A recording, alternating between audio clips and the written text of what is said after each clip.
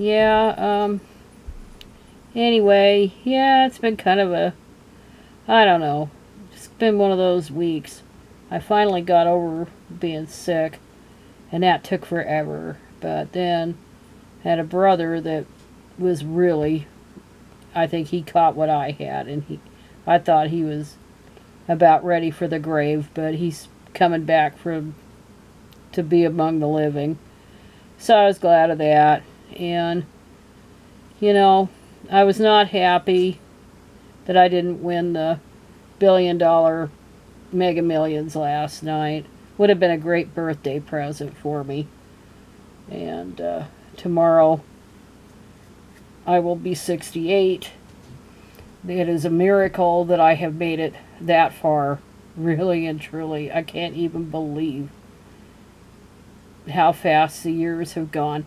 And I guess that's partly why, thinking about Lisa Marie Presley, and you know, here she was. I can remember when she was born. I was like 13, and it was just a big thing because you know, when Elvis married Priscilla, you know, a lot of women's hearts were broken, even though of course, he'd known Priscilla for years. He had her move into the mansion, Graceland Mansion, and they even shared a bed together, although it was technically chaste until the wedding day in Vegas in 1968. And then the world was thrilled when Lisa came into the world exactly 9 months later on February 1st, 1968. But it just, you know, where the hell did the years go? I can't even believe that Elvis has been gone for 44 years, going on 45 in August, or actually going on 46. He's been gone 45 years. Man, I'm all screwed up. And you know, he's been gone longer than he's been alive. And as they note, Lisa came out kind of out of seclusion last Sunday, and she spoke at Graceland for her father's, what would have been his 88th birthday, if you could believe it. And here she was 54.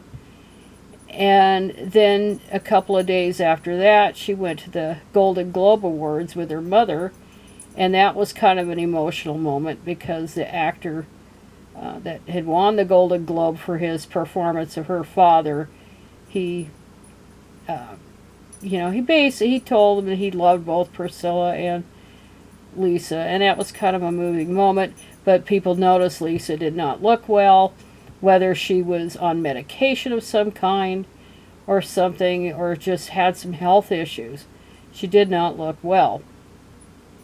And then a couple of days after that, last Thursday, she had a cardiac arrest at her home, and she was basically, by the time she was in the hospital, you know, her ex-husband had lived with her, or she lived with him, and that was her first ex-husband, Danny Keogh, and he tried to perform CPR on her, and you know, it was too little too late. She was already brain dead by the time she was hospitalized, and then she had another cardiac arrest and died.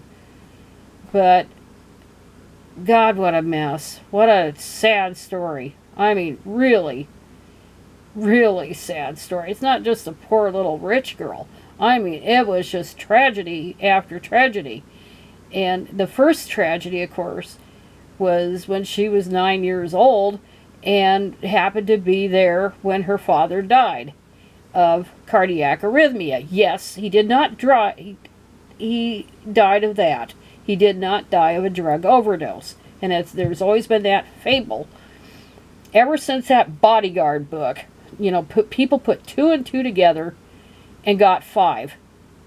And they always thought that, oh, this is a cover-up, you know, because the Presley family wanted to keep things private and stuff. But they thought that, oh, there was this big cover-up that, oh, he died of a drug overdose, blah, blah, blah, blah, blah. No, he didn't die of a drug overdose. I mean, he was on a lot of prescription drugs, but now it's coming out more and more that he needed those prescription drugs in order to function, because he had so many hereditary health issues. And the two biggest, the heart, the one heart ailment, and both sides of his family had heart issues. His father lived to be only 63 and died of a heart attack, but it was his mother's side of the family that was just full of heart ailments and premature death. And I think maybe only one of her brothers even made it to 50. And of course she died at 46. But that's been researched by authors and stuff, and they found out that, and it's in that book, and I think I already talked about it, that Elvis, destined to die young or whatever, and the author had gone in there and looked at his genealogy and found out that on his mother's side, his grandparents on his mother's side were first cousins, and there was just a whole bunch of genetic issues there. And then plus he had that, what is commonly called the megacolon. And back in the days when he was a kid, there was no real treatment for that and stuff. And supposedly his mother gave him manual enemas when he was a little boy to get him to be able to get over the constipation. And again, it's said, and it was said in the book, that Elvis had in his later years, he had the option to get a colostomy to be able to bypass that stuff. Now they can do all kinds of stuff with the colon, but back then it was more limited, and Elvis said no, so he suffered and had a tremendous problem with that. It's really not a laughing matter to have that kind of disease. But he had a bunch of things wrong with him. Okay, so he took those medications. He overtook them. You could argue that. But he had a family to support. He wasn't just him, the entertainer. He was a business. And so there was a whole, there were employees to pay and stuff. And of course, he'd spend money faster than he was making it, because he never cared much about money, really. I mean, he liked to make other people happy. And of course, part of that, he didn't go into tax shelters and that kind of thing. He didn't take on any kind of fancy tax shelters or investments or anything. He had the IRS do his taxes. And it was said at the time he was probably the largest individual taxpayer in the United States. And so he more than paid his fair share of taxes, but he did not want to wind up like the late, great Joe Louis, the boxer, and wind up owing millions of dollars to the IRS. So that was part of it. And then, of course, he had that manager, Colonel Parker. And Colonel Parker just took Elvis for everything he had, half of it. And then, plus, he had massive gambling debts. He just mismanaged Elvis, just to everything. And, never let him perform overseas, because, as we know, he was in the United States, not legally. He was not a legal citizen, never got citizenship. So that was been said that was likely why Elvis didn't go overseas, because Parker couldn't go overseas. So anyway, there was all that stuff. And so when Elvis passed away in 1977, he only had about $1 million in the bank, and he owed about $10 million. So Lisa was, she wasn't the sole heir originally. There was Vernon, there was Minnie Mae, his grandmother, and then Lisa. So there were three. And then, of course, the other two died, and then Lisa became the sole heir, and she was to get control of the whatever there was when she was 25. But I don't think she actually took it over until age 30. I don't think she was in a big hurry to take over the trust and the estate. But anyway, there wasn't hardly any money in that thing. So that's what happened. That's when Priscilla, Elvis's ex, and Lisa's mother got in the situation. And she has a smart business head on her, and she was known to be pretty tight with a buck when she was married with Elvis. To Elvis, she had to be, because Elvis was spending money like it was water. And so she got the idea, and I think Jackie Onassis or Jackie Kennedy then, when she did the tour of the White House, I think that it kind of inspired her to think, well, why not make Graceland a tourist attraction? And so that she and others that were involved in the estate, they set that up, and it was a huge success, and it brought in millions of dollars. So all of a sudden, that $1 million and $10 million in debt did a turnaround. And so by the time Lisa became an adult, the estate was worth around $100 million. And so, it was, and Lisa and Priscilla didn't always get along when Lisa was growing up. And she had kind of a rebellious streak. But they did, patch that up, and they were very close. And then, of course, everybody knows Lisa had the 4 marriages and 4 children, and had a contentious last marriage or divorce, and that was ongoing at the time that she passed away. And then, of course,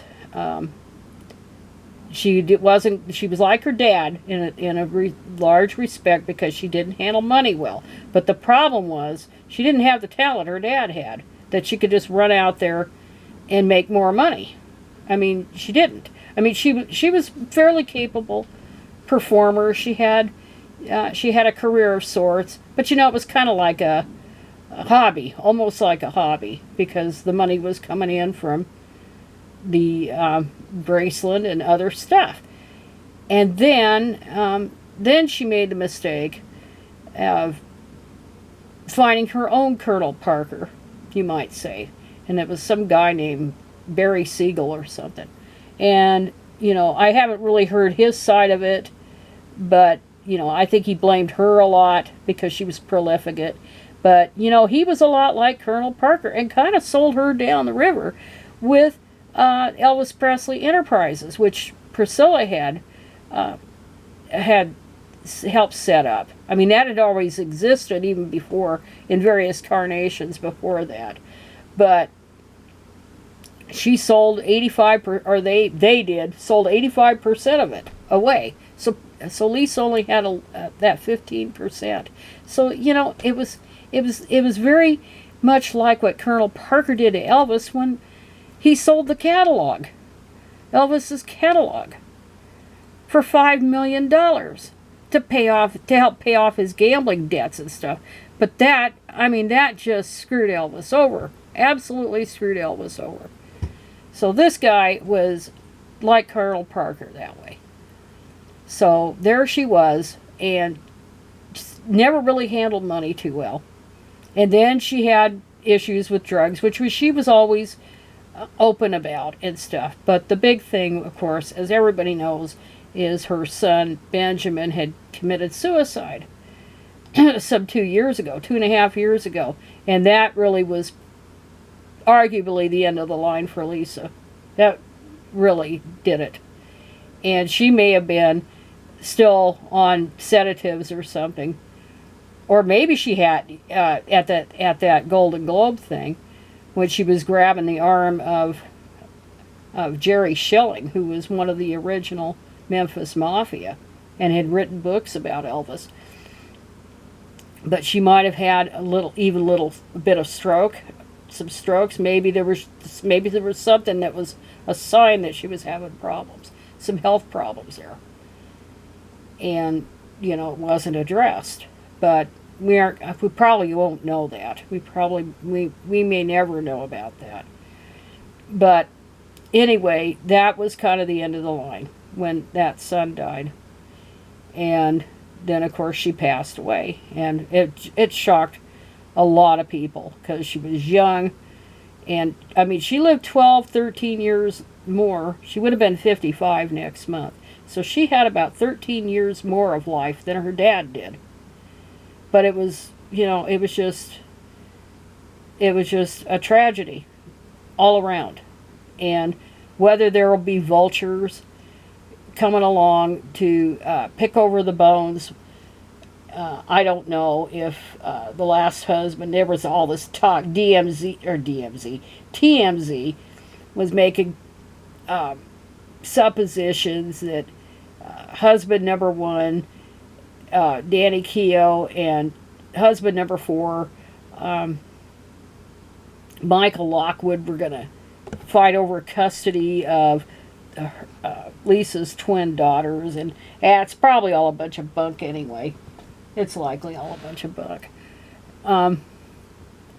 But because they're, Lockwood would have custody unless there was brazen unfitness. But anyway, the whole thing's just sad as anything. And I was sorry to hear about that. And yeah, you can have all the money in the world. It doesn't guarantee you anything. And of course, with her, she never had a chance because she was an A-lister or a celebrity at the very time she was born. She didn't have any say about it. She didn't have any real say about it at all. And, and then to be used by others, and God, it's just sad. And that's basically, that's the only thing I really had anything to talk about, was how sad this life was.